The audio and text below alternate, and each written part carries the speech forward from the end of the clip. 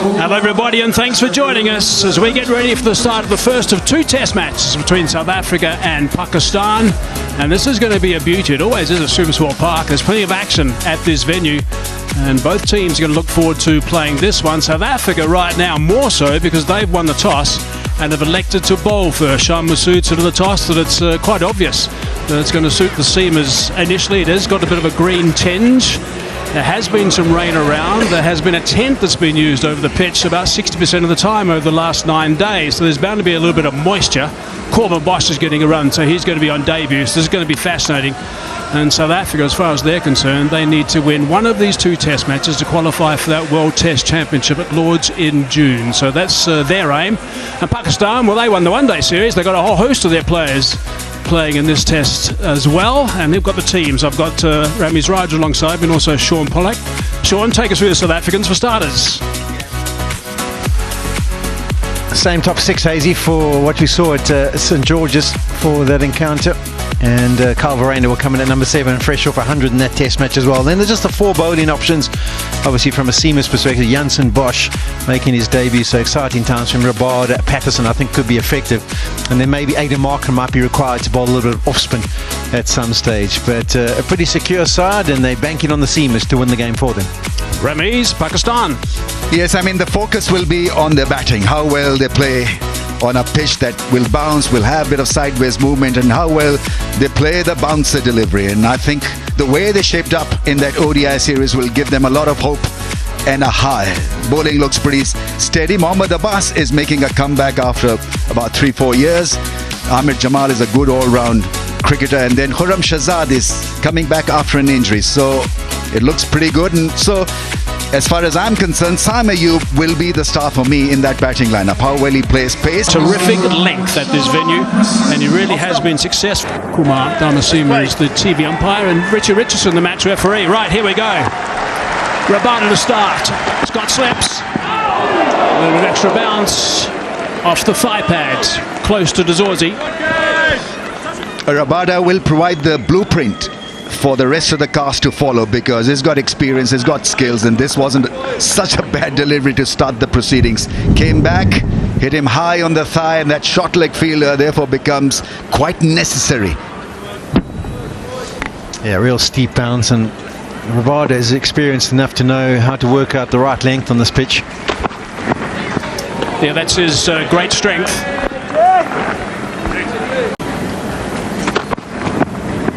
Whoops, that's a little bit wayward. Pakistan will have to shrug off that ODI mindset. Push through the ball, through cover. Something like that. So you've got to play with your soft hands. I know it challenges your makeup, your batting DNA, but you've got to do that to be a success here in South Africa. Yeah, this length of this delivery is good. So Shan Masood shouldn't really be out in front of himself. Have a look where it comes through. It's kind of bail high. And if he's going to be pushing at that, it needs to be with a dead bat, not out in front of him. That's the line.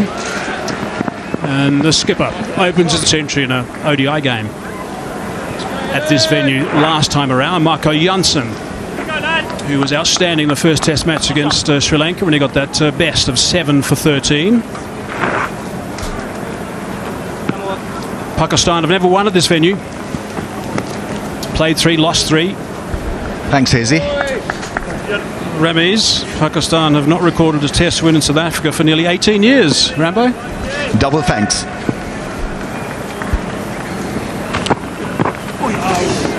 Wide down the leg side, but we know, Ramiz, they're a side that things can turn around quite quickly if things are not particularly going well behind the scenes, as you know yourself from your experience, particularly that 92 World Cup when you lost how many games in the lead up? Yeah, we were the first team to land in Australia, and we played 10 or 11 practice matches. We got thrashed in 9 out of 11. And then the campaign didn't start off well also. I think we lost 4 in a row. And won the 92 World Cup. That's right.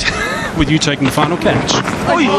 Leg side again, so that radar's got to be adjusted. I want to ask you, Polly, you know, when you win the toss and as a batting side, openers go in, and before going in, you sweat a little bit because, there's a challenge and you get into that batting bubble. There's a pitch or batting pitch map in your mind also. What about the bowlers? What would they be thinking right now? Is there any extra pressure when you win the toss on a green pitch and decide to bowl? Yeah, definitely. We'll touch on it now.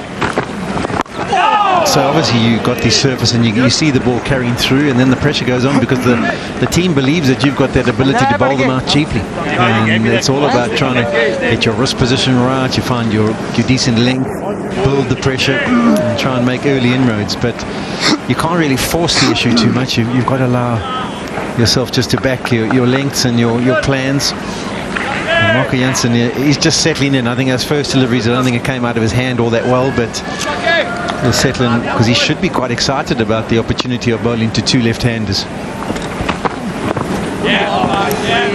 And he will get some bounce. Again, it's not going to be a quick bounce, but he will get some bounce and some movement. If you go to the game plan for the batters, Rummies, the best way to approach batting in South Africa is to leave well. So if the ball's hit in a good area, still to have that positive mindset that if there's anything short and wide, even like that last delivery that he got from Jansen, you've got to go after that, because those are the ones you can score with a little bit of freedom and then running between the wickets. So it was good to see Shan Masood charge through in that end of the last over, just knocking it down and ticking over the scoreboard.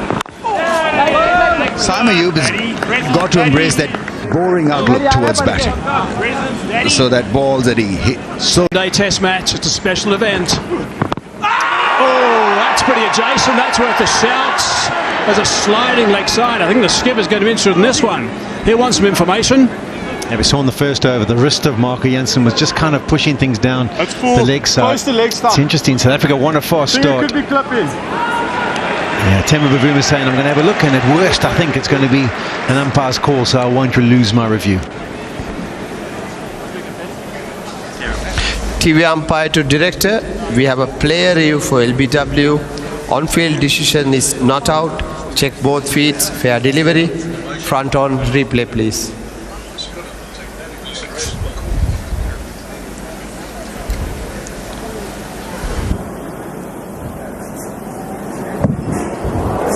Okay. Bat is close to the, ball is close to the bat. You can go to the ultra edge when it's ready. Actually looks better than what I thought. Gap between bat and the ball, flat line. You can go to the ball tracking. Would have been given out. Original decision is not out. Pitching in line, impact in line, wickets, umpire's call. Nitin, you can stay with your original decision, not out. You're on the screen, make your signal. Umpire's call comes into play early in this test match. yeah, got to be looking to play through mid-on, straight or wide mid-on rather than breaking your wrist and playing through mid-wicket. Yeah, close, very close thing. Yeah, when you win the toss, you're desperate for an early wicket, and you also, in the form that we've seen so far in the